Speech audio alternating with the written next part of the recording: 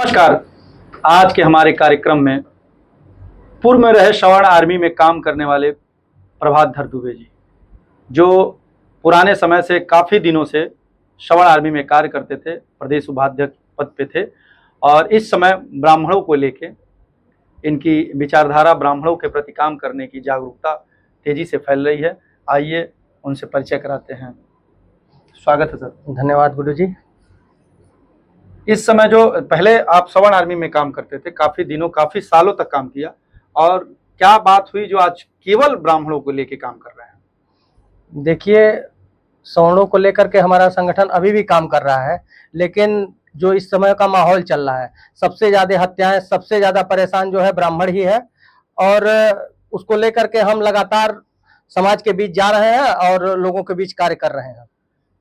क्या केवल ब्राह्मणों के लेके ही काम करते हैं कि आपके साथ अन्य जातियां भी जुड़ी हैं, उनके भी उत्थान के लिए कार्य करते हैं?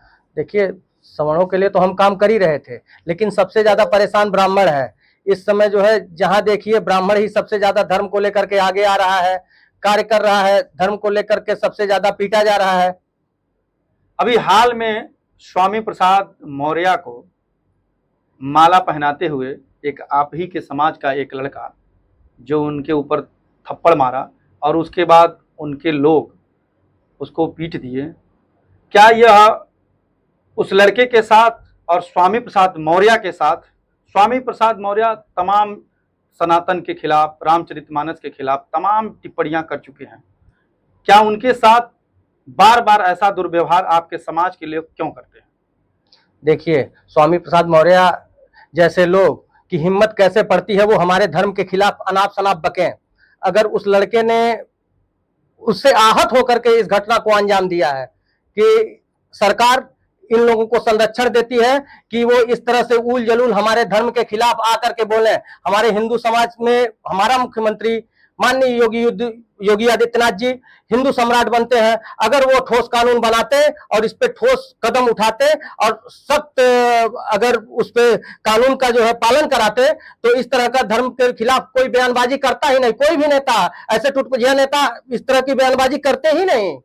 आप कहे हैं कि योगी आदित्यनाथ सनातन के रखवाले हैं, सनातन पे कार्य करते हैं, तो आप ही के समाज के द्वारा क्या ठेका ले लिया गया है कि सनातन का ठेकेदार आप बन गए हैं? ब्राह्मण समाज ठेकेदार बन गया सनातन का?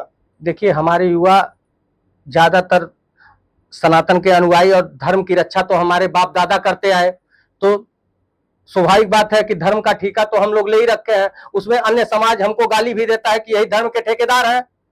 तो आपके मुख्यमंत्री, उत्तर प्रदेश के मुख्यमंत्री सनातन को मानने वाले हैं, सनातन का डंका पूरे देश में आज बजा रहे हैं, लेकिन स्वामी प्रसाद मौर्य ने जब रामचरितमानस पे तमाम तरह की बात किया और उसको जलाने की बात आई थी कुछ दिन पहले, तो कैसे खुली छूट उसको मिल गई, जो सनातन की जड़ को मजबूत करने वाले मुख्यमंत्री हैं, और आज उसके ऊपर कार्रवाई हुई होती तो ऐसे कार्य नहीं होते ना? देखिए, हमारा मत है कि राजनीति का एक ही उद्देश्य है, सत्ता प्राप्ति। हम तो बार बार कह रहे हैं कि इतने मजबूत मुख्यमंत्री हमारे हिंदू धर्म का प्रचार करने वाले, उनके उत्तर प्रदेश राज्य में इस तरह की घटनाएं हो जा रही हैं कि मनुस्मृति जला दी जा रही है, हमारे ग्रंथों को जला दिया जा रहा है, पवित्र ग्रंथों को जला करके राम को गाली दिया जा रहा है, उसका वीडियो अपलोड किया जा रहा है। उस पर अगर सख्त कानून बनाया जाता तो ऐसी घटनाएं होती ही नहीं। न वो लड़का जाता आहत होकर के उनके ऊपर हमला करने के लिए, न वो मार खाता, न स्वामी प्रसाद मौर्य को मार खाना पड़ता। सनातन को लेके उसने थप्पड़ छोड़ा स्वामी प्रसाद मौर्य के ऊपर, और स्वामी प्रसाद के लोगों ने उसे बहुत बुरी तरीके से पीटा, और शायद जानकारी होगी आपको, अभी तक वो लड़का बंद पड़ा है, एक तरफा कार्रवाई हुई है। अगर मुख्यमंत्री योगी आदित्यनाथ सनातन प्रेमी हैं, सनातन की जड़ को मजबूत कर रहे हैं, तो सनातन को लेके अगर वो लड़ाई लड़ रहा था तो कैसे एक तरफा कार्रवाई हुई इस लड़के के ऊपर? देखिए, उसमें सबसे बड़ी कमी हमारे जैसे संगठनों की है, जो हमारे संगठन केवल फेसबुक पर अपडेट कर रहे हैं, ये कर रहा हूं, वो कर रहा हूं, ये छूट गया, वो छूट गया, उससे जो है समाज भ्रमित हो रहा है। जो काम करने वाले हैं वो भी नहीं जा पा रहे हैं। यहाँ जितने भी राष्ट्रीय अध्यक्ष हैं, मजबूत मजबूत जो समाज से चंदा लेते हैं, जो समाज के लिए दम भरते हैं कि मैं इस काम को करता हूं, उनको आगे आना चाहिए और पूरे समाज को आह्वान करना चाहिए और वहां बैठ जाना चाहिए कि कार्रवाई दोनों तरफ से होना चाहिए, एक तरफा कार्रवाई होना ही नहीं चाहिए, दोनों तरफ से। अगर लड़के ने मारा तो उनके ऊपर मुकदमा लिखा गया, तो विपक्षियों ने जितना मिल करके मारा उनके ऊपर भी मुकदमा लिखा जाना चाहिए। हमारे लोग गए भी थे, दिया भी है। अब देखिए शासन प्रशासन उसमें करती क्या है। आप सनातन सनातन की बात बार बार कर रहे हैं, सनातन के रखवाले की बात कर रहे हैं, सनातन बाप दादाओं की बात कर रहे हैं, लेकिन इस सरकार में सबसे ज्यादा संरक्षण तो योगी आदित्यनाथ का आप ही लोगों को मिला है, आपके समाज को मिला है। अगर हमारे समाज को संरक्षण मिलता तो इस तरह का जो कृत्य हो रहा है, सबसे ज्यादा हमारे लोग मारे जाते, सबसे ज्यादा हमारे लोग मारे जाते। सबसे ज्यादा हत्याएं जो है उत्तर प्रदेश में ब्राह्मणों की हुई है। आप रिकॉर्ड उठा के देख लीजिए। ब्राह्मणों की हत्या कैसे हुई है? अगर देखा जाए तो सबसे ज्यादा ब्राह्मण विधायक, ब्राह्मण सांसद आपके पूर्वांचल से, आपके समाज के हैं, ब्राह्मण समाज के हैं, और आप इस तरीके की बात कर रहे हैं। अगर ये सांसद विधायक अगर हमारे होते, ये हमारे नहीं है, ये पार्टी के हैं, इनके सामने तो इनका नाम के आगे पार्टी लगा देना चाहिए।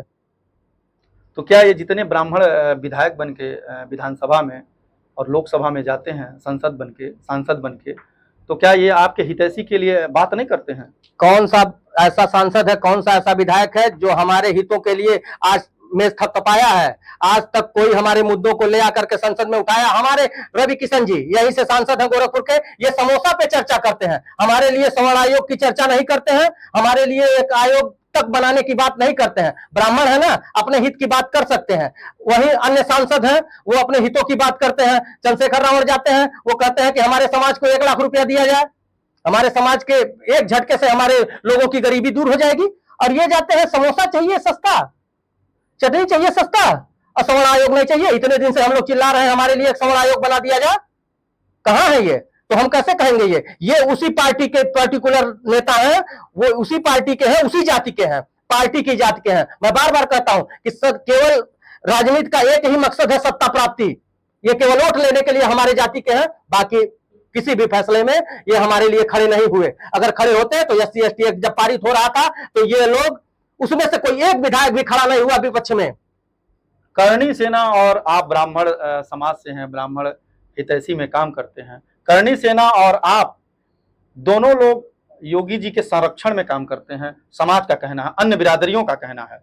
देखिए, अन्य बिरादरियों का कहना होता तो कह रहे हैं कि अगर संरक्षण होता तो सड़कों पे हम लोग डंडा नहीं खा रहे होते।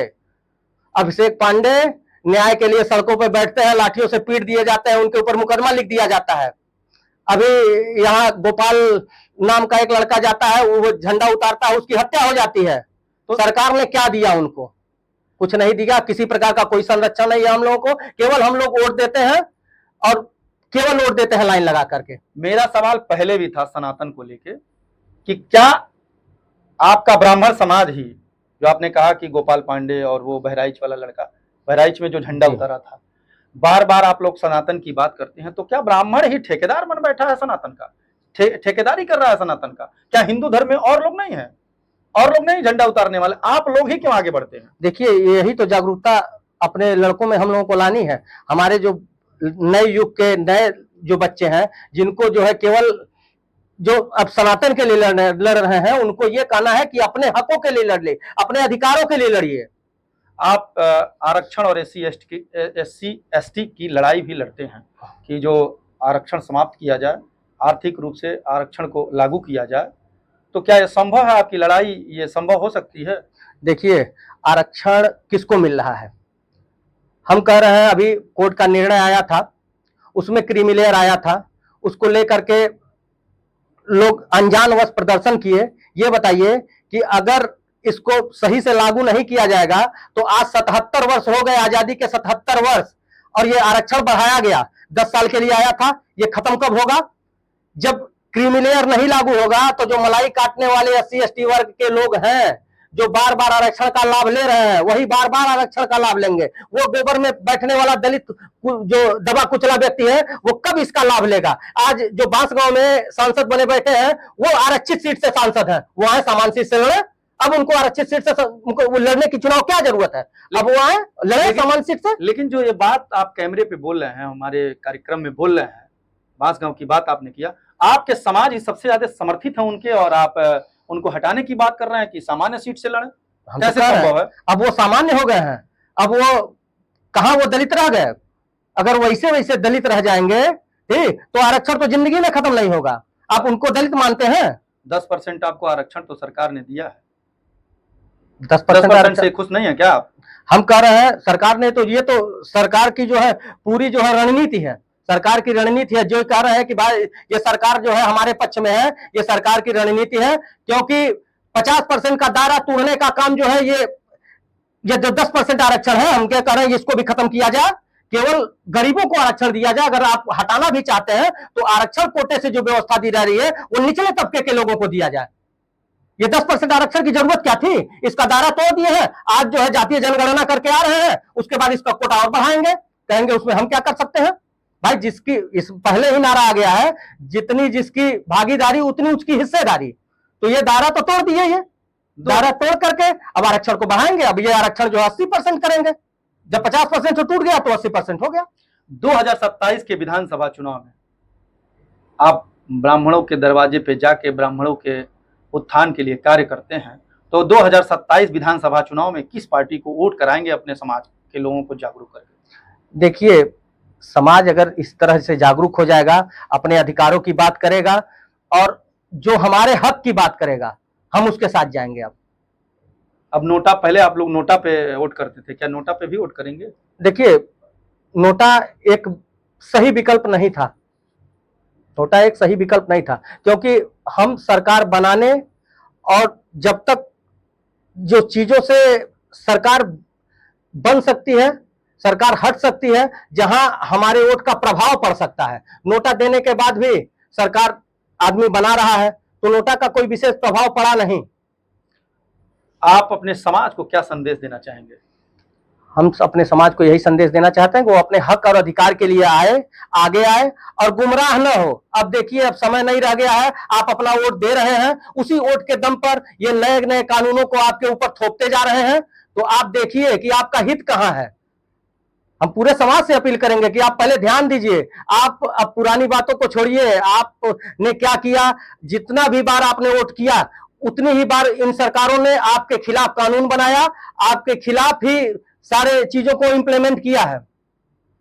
आज के कार्यक्रम में हमारे थे प्रभात दुबे जी। देखिए किस तरीके से सरकार की नीतियों को और समाज के लोगों को किस तरीके से प्रताड़ित किया जाता है, इन्होंने बताया।